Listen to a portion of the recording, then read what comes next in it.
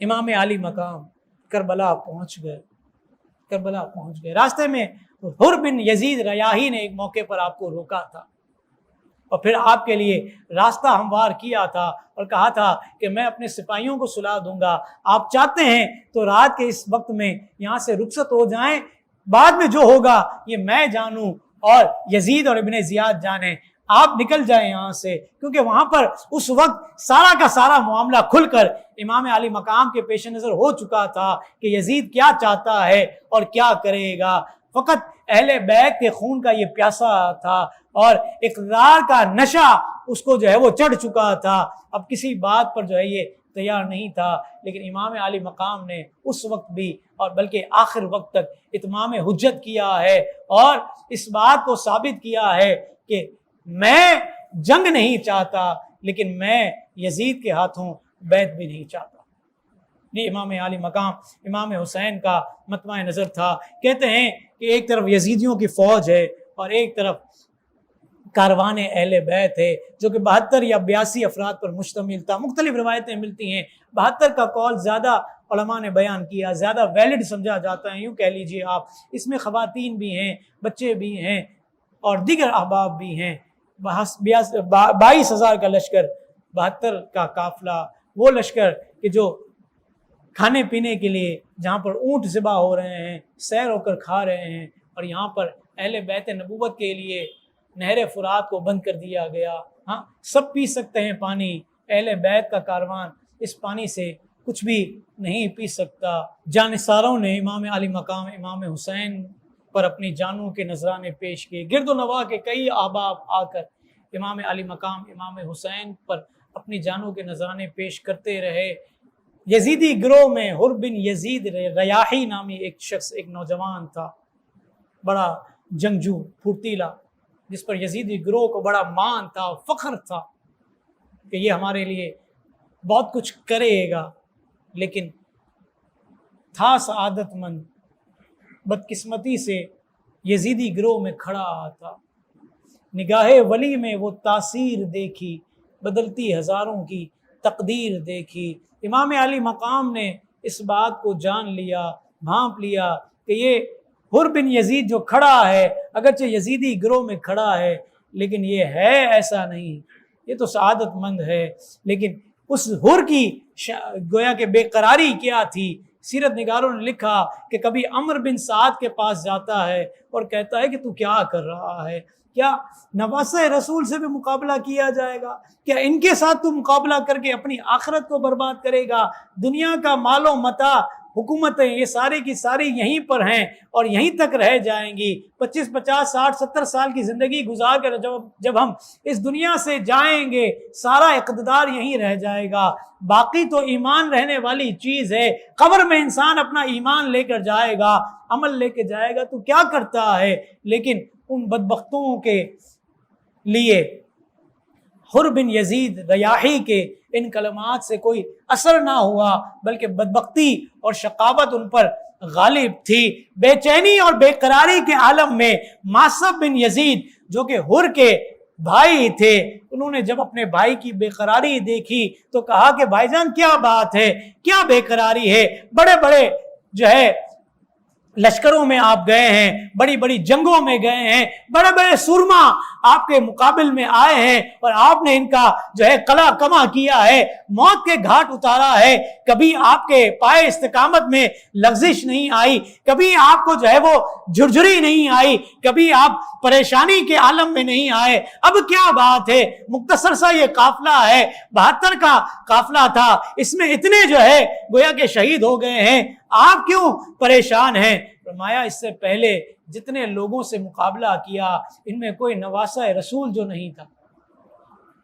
جتنے مقابلے میں نے کیے ہیں، جتنی جنگیں میں نے کی ہیں، جتنے لوگوں کو میں نے موت کے گھاٹ اتارا ہے، ان میں کوئی نواسہ رسول نہیں تھا۔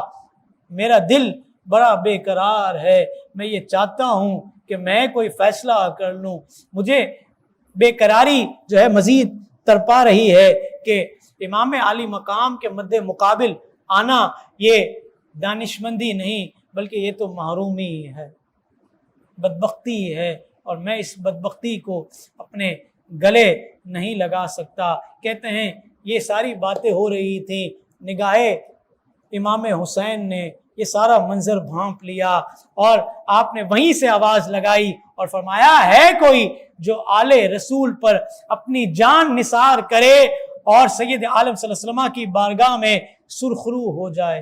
امام علی مقام کی طرف سے یہ صدا تھی، کہتے ہیں کہ حر کے پاؤں کی بیریاں کٹ گئی، گویا کہ منتظر تھے کہ کوئی ایسا ہو جائے، کچھ ایسا ہو جائے کہ میں لپک کر امام حسین کے قدموں میں جا پہنچوں۔ بے تاب دل، بے قرار آنکھیں اطمینان سے امام علی مقام امام حسین کو تک رہی تھی، جرت کا مظاہرہ کیا اور امام علی مقام امام حسین کی طرف اپنا گھوڑا دوڑا کر حر بن یزید ریاحی پہنچ گئے۔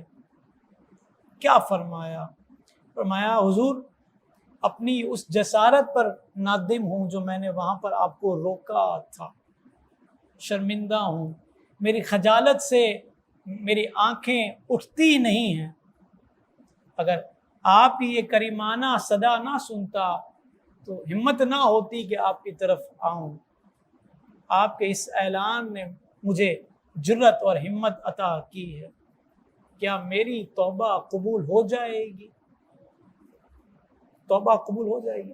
ہم تو چھوٹی چھوٹی باتیں معاف کرنے کے لیے تیار نہیں، چھوٹی چھوٹی باتیں، اپنے اپنوں کی بات معاف کرنے کے لیے تیار نہیں۔ ہم نے تو ایسا لگتا ہے کہ خنجر اپنے ہاتھوں میں رکھے ہیں اور صرف اپنوں کے لیے۔ دنیا بھر سے ہماری دوستیاں ہیں، فیس بک پر ہمارے پاس ہزاروں ہوں گے، انسٹا پر بھی ہوں گے اور جگہوں پر بھی ہوگا، لیکن اپنوں سے ہم تعلق بنانے کے لیے تیار ہی نہیں ہے۔ امام علی مقام نے کیا فرمایا؟ امام علی مقام نے اس کے سر پر شفقت کا ہاتھ رکھا اور فرمایا کہ اللہ تعالیٰ کی بارگاہ میں اخلاص مندوں کے استغفار مقبول ہیں، توبہ مستجاب ہے اور عذر خواہ رب کی بارگاہ سے تو محروم نہیں ہوتے۔ دنیا اگر دھتکارتی ہے تو دھتکارتی رہے، لیکن رب تو معافی دینے والا ہے۔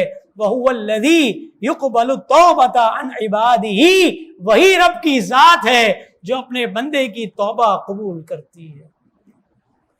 مصطفیٰ کریم صلی اللہ علیہ وسلم کی پرورش میں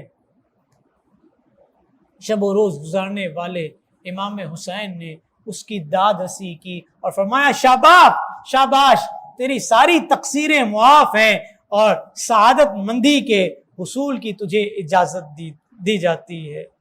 یہ نعرہ حر کا تھا جس وقت فوج شام سے نکلا کہ دیکھو یوں نکلتے ہیں جہنم سے خدا والے، ہزاروں میں 72 تن تھے تسلیم و رضا والے، حقیقت میں خدا ان کا تھا اور یہ تھے خدا والے۔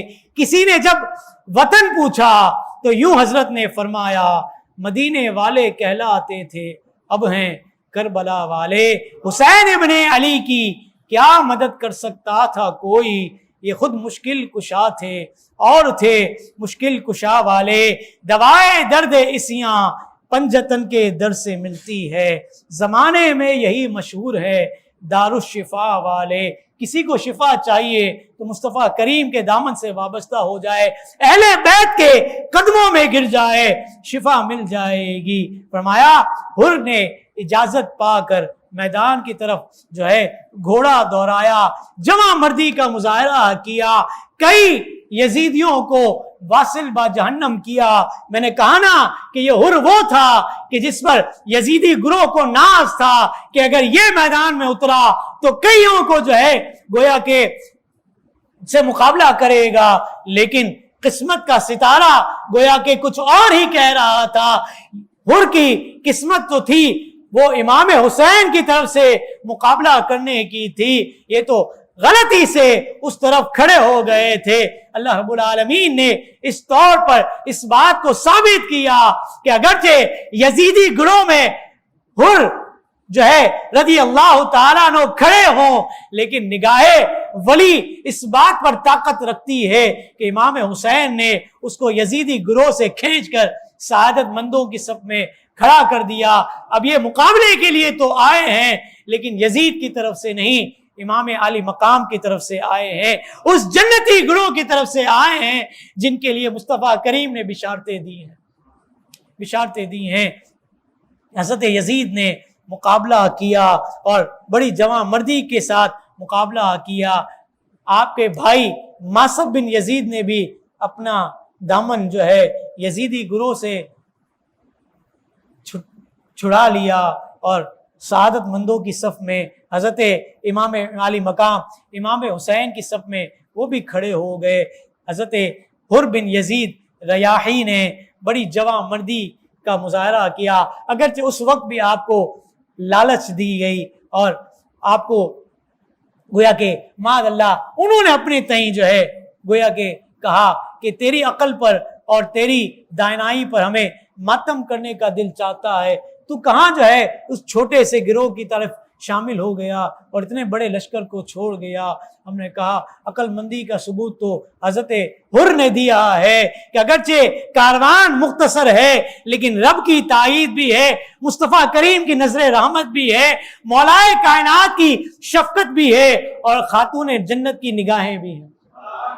یہ سارا کا سارا منظر تو جو ہے حضرت امام عالی مقام کے لیے ہے، لیکن نصیب والے جو ہے امام عالی مقام کے گروہ میں شامل ہوتے ہیں۔ خیر، حضرت حر نے ان کی باتوں کی طرف جو ہے وہ توجہ نہ فرمائی اور آپ نے یزیدیوں کو دندان شکن جواب بھی دیا اور ان سے مقابلہ کیا۔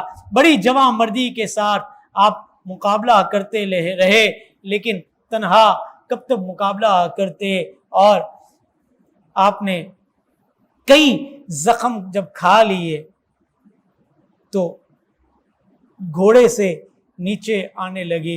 ادھر امام عالی مقام امام حسین کی نظریں آپ ہی کی طرف دیکھ رہی تھی۔ آپ نے حر کو اپنے جب دیکھا کہ گھوڑے سے نیچے آ گئے ہیں تو دوڑے اور حضرت حر کو اٹھا کر خیمے کی طرف لائے۔ امام عالی مقام نے کیا شفقت فرمائی، کیا معراج حضرت حر کی ہوئی۔ حضرت حر کا سر ہے اور امام عالی مقام کی گود ہے۔ امام عالی مقام کی گود میں حضرت حر کا سر تھا۔ حضرت امام عالی مقام امام حسین نے اس وقت میں اپنے دامن سے حضرت حر کے چہرے کا گرد و غبار صاف کیا۔ ہم نے کہا زندگی کی معراج تو حضرت حر نے ابھی پا لی ہے، آگے کی منزلوں میں ان کے لیے کیا انعام و اکرام ہوگا یہ تو رب جانے اور یہ نفوس قدسیہ جانے۔ یہاں تو ہم یہ دیکھ رہے ہیں کہ نواسہ رسول اپنی گود میں ان کا سر لے کر اپنے مبارک دامن سے ان کے چہرے کا گرد و غبار صاف کر رہے ہیں۔ کہتے ہیں کہ رمق جاں ابھی باقی تھی، ابن زہرا کے پھول کے مہکتے دامن کی خوشبو سے حضرت حر کے دماغ میں جب یہ پہنچی ہے، مشام جاں معطر ہوا، آنکھیں کھولی تو کیا دیکھتے ہیں کہ آپ کا سر جو ہے مصطفیٰ کریم صلی اللہ تعالی وسلم کے لاڈلے شہزادے حضرت امام حسین کی گود میں ہے۔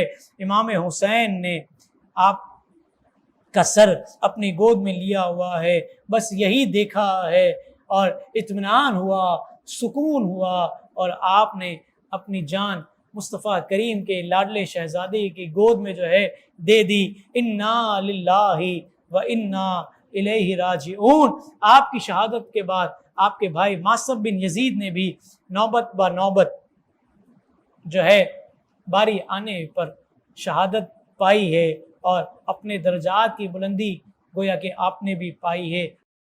مزید اسلامک اور معلوماتی ویڈیوز دیکھنے کے لیے لائک، شیئر اینڈ سبسکرائب کے بٹن کو پریس کرنا ہرگز نہ بھولیں۔